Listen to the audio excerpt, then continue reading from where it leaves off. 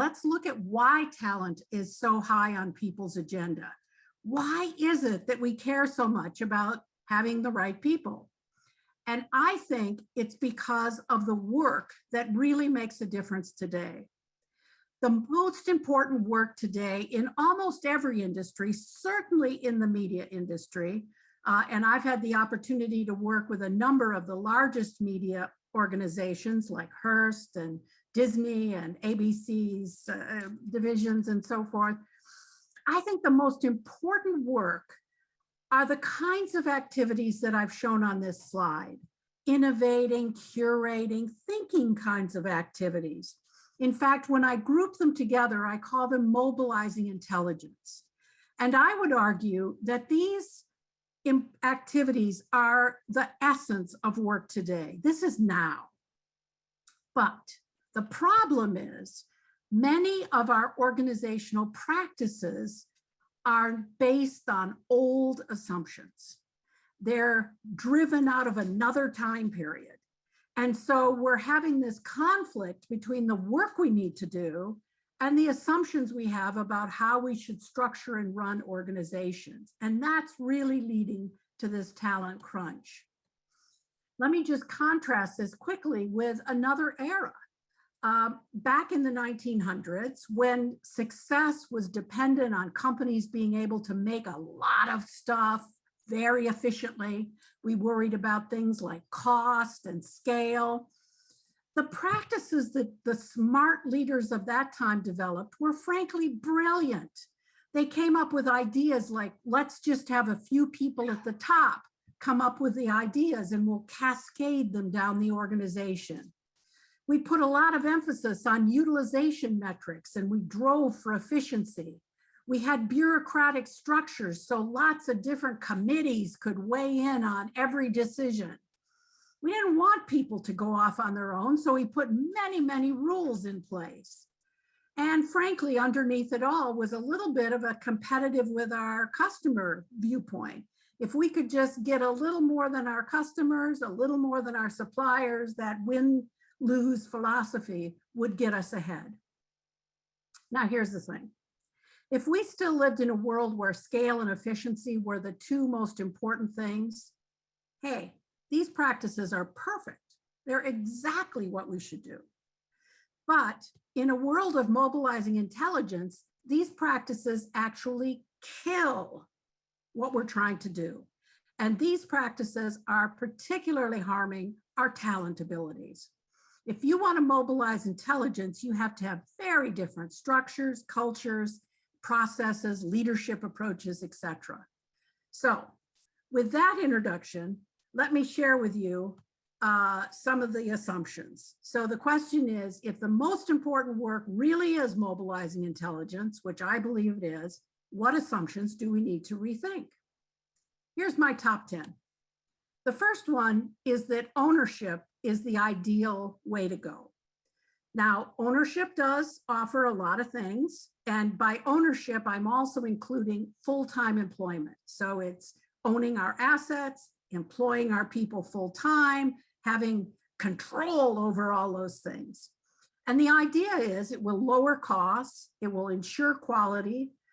Some people believe it creates greater commitment to the organization if people are employed full-time.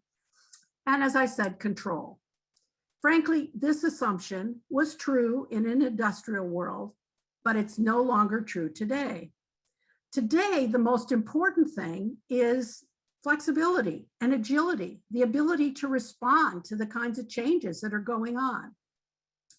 And to do that well, you need to actually do the exact opposite. You should own less, because owning less creates options, and options are essential.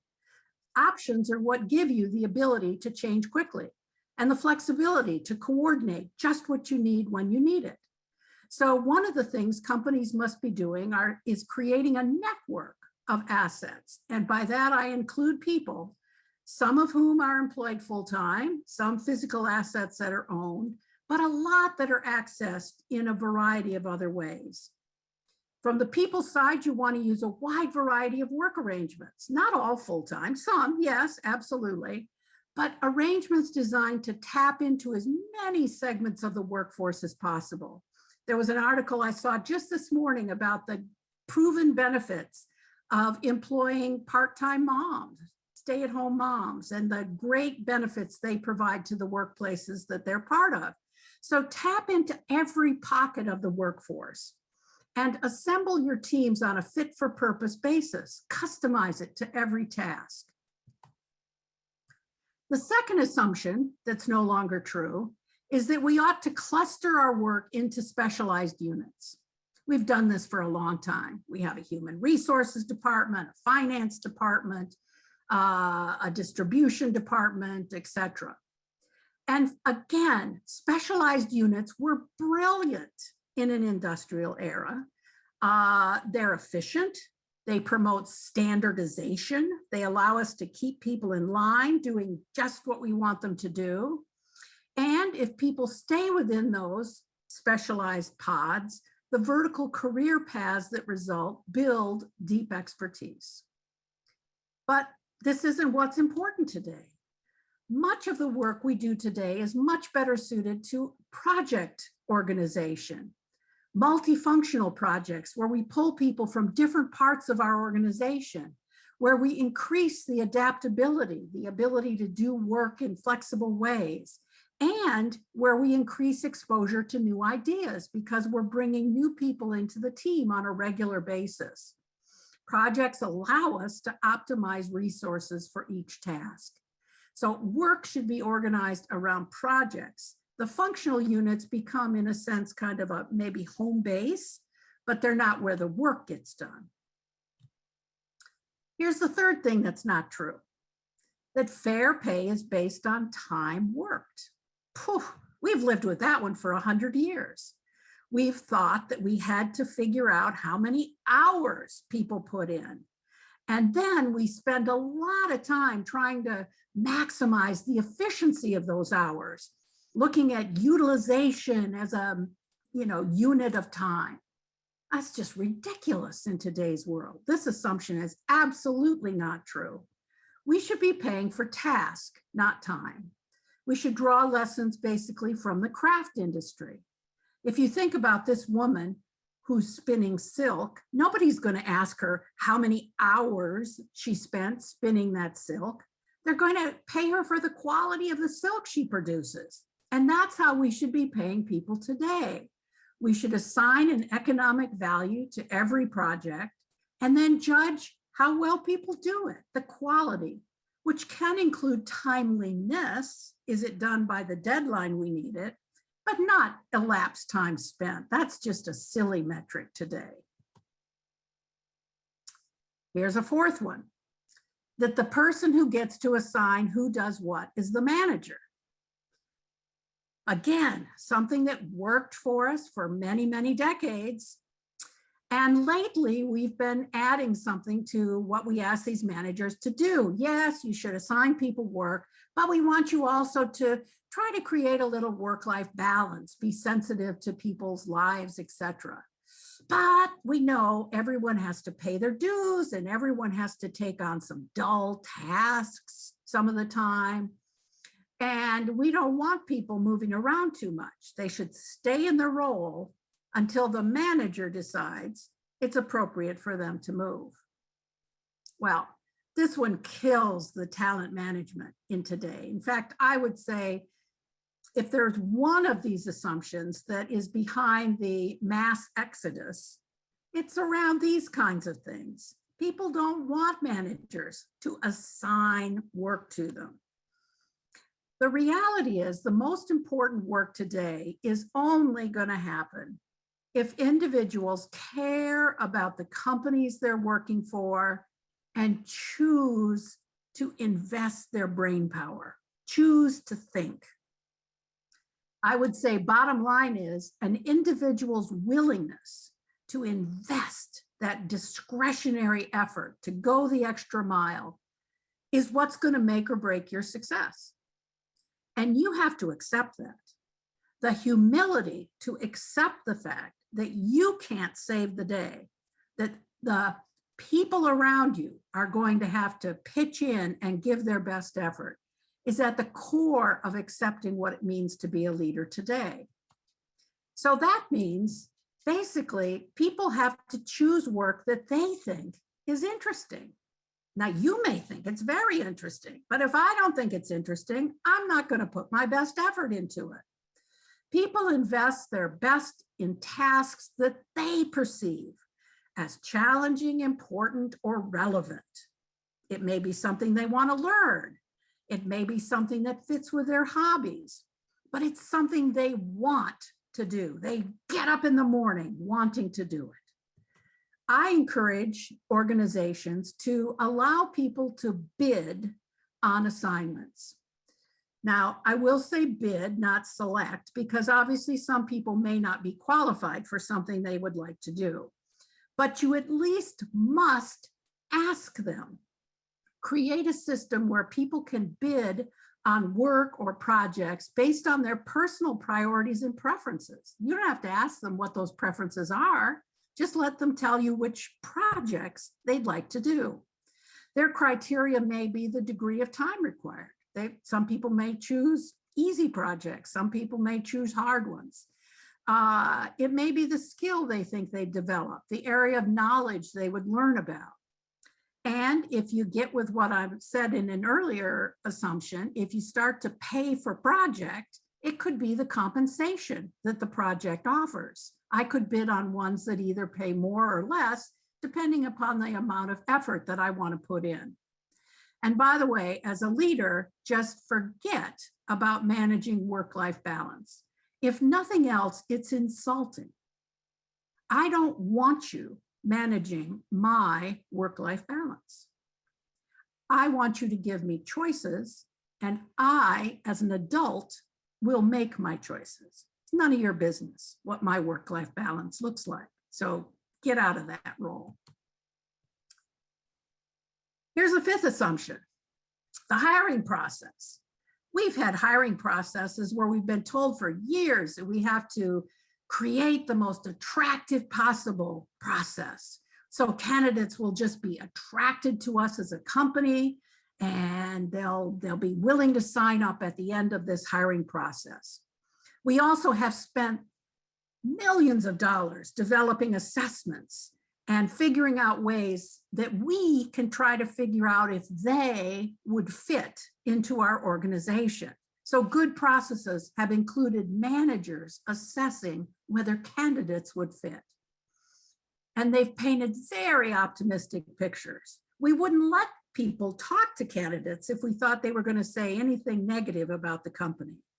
It was all about selling people to join. Boy, this one's big trouble. Got to kill this assumption, because today you must arrange for the worker to choose you.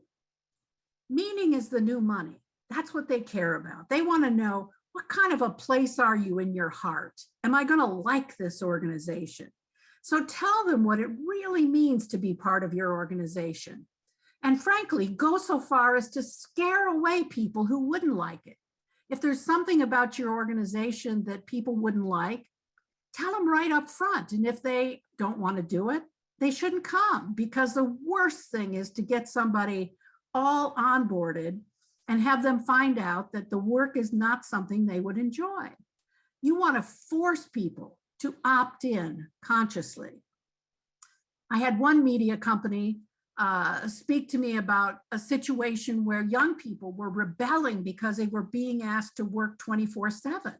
Well, that's an example of this particular phenomena. They should have been told that from the beginning. There's nothing the media company can do to make news happen only between 9 and 5. Of course it's going to happen 24/7. And of course you need to cover it when it breaks.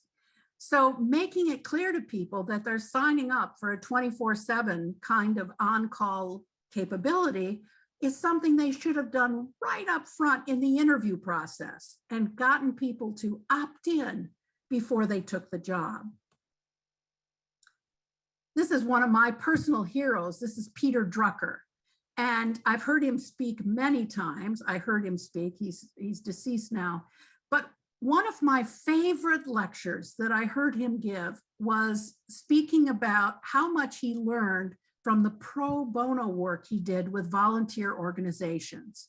Because Peter argued that today we must begin to think of people as volunteers, to treat them like volunteers. And thinking about how would you get a volunteer to choose to invest the effort your organization needs is what you should be thinking about in a commercial organization as well as a nonprofit. Here's a sixth assumption. Well, people are just going to choose the highest compensation, right? And money motivates, so we have to pay as well as we can. The highest driver for choosing a job will be the most money, the current cash that the company offers. Well, I'm afraid this one isn't true today either.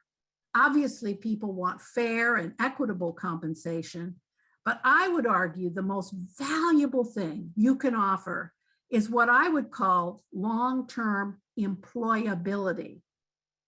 Now, let me differentiate. I'm not talking about the promise of long-term employment, because frankly, no one will believe that. That just proves that you are a bald-faced liar if you tell people you're going to employ them for long periods of time. But the idea that you're going to give them skills that will make them employable over the long term is something people crave, because security today comes in the form of skills. If you talk to a young person about what will make them feel secure in their career choice, it's the idea that they're going to get more skills and more abilities that they can bank on in the future.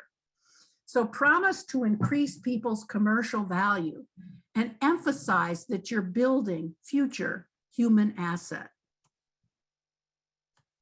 Seventh assumption, don't tell anyone who the best workers are, because we don't want them to rate us.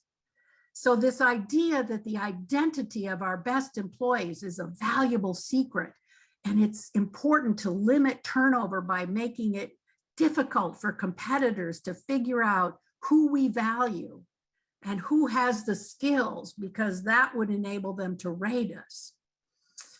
I get it. I understand why we want to do this. But the reality of today's workplace marketplace is you can't. Again, because it goes against the interest of the worker. From the worker standpoint, you need to promote your track record of developing talent. People should feel that working in your organization looks great on their resume, that you're a company that's well known for being really good at developing talent. So promote learning as a key element of your employee value proposition and become known as a best source of talent in specific disciplines or capabilities. Think about, for example, the days when General Electric, for example, was widely recognized as one of the best sources of leadership talent. You want a good leader? Raid General Electric. You want a good product manager? Raid Procter & Gamble, because they develop great talent. Every company needs to have this kind of reputation for something. And here's the thing. Provide publicly recognized credentials. I like to call them affectionately badges. Give people something they can put on their resume or post on their LinkedIn page that they earned your company's badge for a particular skill or capability. This will increase their commercial value, because a widely accepted certification of a new skill or a tangible accomplishment is something that other companies will recognize and value. So encourage them to earn the badges and share them publicly. Here's an eighth assumption. Rules.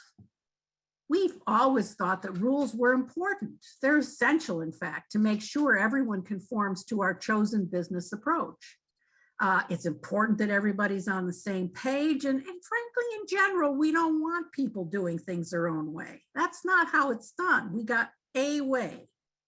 One of the biggest questions that I'm getting over the last couple of months is about bringing people back to the office. A lot of, I'll have to say affectionately, old thinking leaders are insisting that people be back physically in the office because that's the rule. Bad assumption, really bad. Increasingly, you should be treating people like intelligent adults.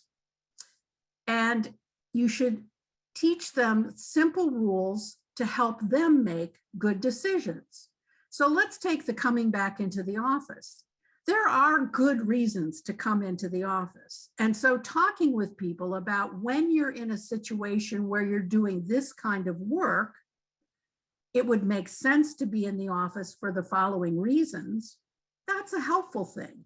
That's giving them some criteria with which to make choices.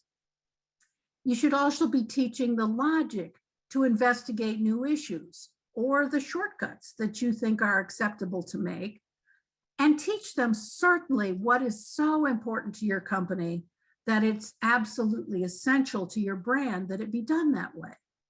But the bottom line is you need to build your trust in your employees. It's not the other way around. The question is not, do they trust you? The question is, do you trust them? And if you don't put a rule in place. Teach them how to think about it until you get to a point that you feel comfortable that they would use good judgment and do it in a way that would be congruent with what you think the business needs. The ninth assumption has to do with communication pathways. And traditionally, we've always thought that communication pathways were vertical. Managers told their direct reports cascaded that information on to the people below them. And if anybody had anything to say, you send it up the chain of command. We probably all know that this is crazy today. In fact, what I find interesting from the research I've done is that great leaders are well attuned to the importance of the social network within the organization. It's important that ideas can flow easily and quickly in all directions. And I found that the best leaders are highly attuned to things like who knows whom. What is the informal network in our organization? Who's the influencer? Who's the isolated outcast? They help people identify the types of individuals or specific individuals that they should get to know better. And they facilitate ways that they can do that. They help strengthen the social relationships, maybe by holding forums. I have people who are creating mystery coffees where they get two people to have a coffee together that they think need to get to know each other better. Lots of different ways. But the point is leaders paying attention not to getting people to tell them information, but to forming the networks required to send information in multiple directions. And of course, if you have strong technology that allows people to communicate easily, that's really important as well. And the final assumption is that of the heroic leader. This has been one of our great myths of time, that leaders are smarter than other people and bolder, more strategic, that they're out in front, they lead the charge. Other people follow along behind. If we're going to take the hill, the leader's in the front. There's even research that says that great leaders are taller on average than less effective leaders. And a very funny article was published a number of years ago that analyzed earlobes and concluded that great leaders had different earlobes than anyone else. Well, this myth needs to be killed immediately. Leadership today is not about being the hero. It's actually a very different posture. Today, leadership is about creating an environment. I would say the simplest definition of leadership today is to create an environment that encourages people to join, to choose to join, and encourages them to choose to do great work while they're there. That's what great leaders do. And I've had the opportunity over many years to work with great leaders, see what they do, and to study those that I haven't worked with directly. And from that, I have summarized the kinds of activities that I believe go into creating this great environment. And I'd like to offer those to you here as we begin to close. I found that great leaders create a great environment by doing 4 things. Now, you can do these 4 things in very different ways. There's lots of ways to do them, and none of them are particularly difficult. In fact, this model is a little bit, it reminds me a bit of if I were to give you advice on dieting or something. I might tell you to eat some, vegetables and fruit and so forth. Well, there are lots of vegetables, there's lots of fruit, etc. You can choose the one you like. It's not the mental intellect of saying, "Oh, got to eat some vegetables." It's the discipline of doing it on a regular basis. And that's what this is about. Great leaders have the discipline to do these 4 things on a regular basis. The 4 things are: 1, they ensure that the organization is full of new thinking. They don't try to close it off. They don't stick to old assumptions. They're disruptive. They bring in new ideas, new articles, provocative speakers. They get people to read and discuss what they've read. They ask questions about why do we do it that way. They're always trying to keep people just a little bit thinking about the disruptions. The second thing great leaders do is they capture people's minds. They essentially want them to do work that is interesting to them. And one of the best ways to do that is, of course, to ask people what work they want to do, but also to ask them questions continually throughout the work. How might we use this to improve that? How might this response from a customer influence the way we do things in the future? The power of how might we questions is it gets people imagining what might be possible. The third thing great leaders do, as I've said in the previous assumption, is they pay a lot of attention to the connections within the organization, and they help facilitate them. They make it easy for people to share ideas. And the fourth is that they build a sense of who we are as an organization, engage. You could call it identity. They make it special to be part of this organization. They tell people why it's special, and then they do things in the experience. They engineer elements of the experience in ways that continually remind people what a special place this is to work. This is the DICE model: disrupt, intrigue, connect, and engage. And I offer it to you as a way to think about a leader's role today. So in closing, I would just say, search for your deeply buried assumptions. There's a lot we do that we're doing out of habit. We've just always done it that way. And create new practices that are optimized for today's business requirements.